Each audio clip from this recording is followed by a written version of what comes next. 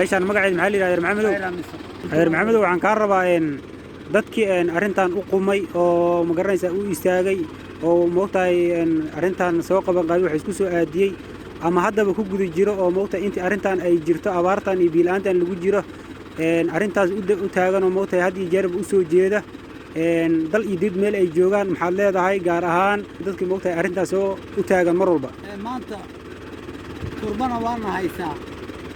aadana waa ku socotaa masaakiintaas aad u jeeda calooshooda ducayn annagana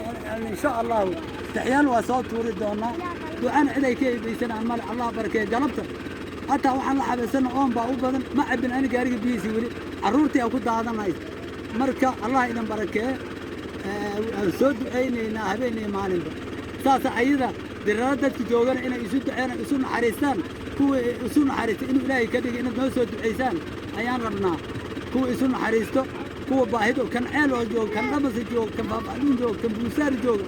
waa kala qabooda iyo dadka miga isku mid maaha waroo ilaahay aan ka cabsana aan isu naxariisanna waraan isu naxariisanna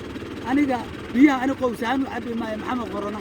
walaalayaalow dadkan ceel waa waxaan leeyahay odayaasha allaha barakeeye dadka baahida intay gaari kiraystaan ha dhax kaceena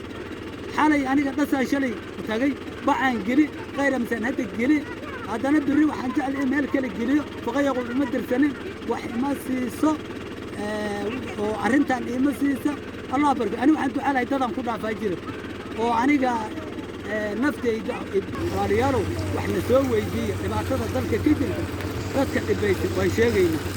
odayaasha eelwaaqna waa isla xiriirnaa ayagana allah barakeeye dad si loo kala ooman yaha u wadeene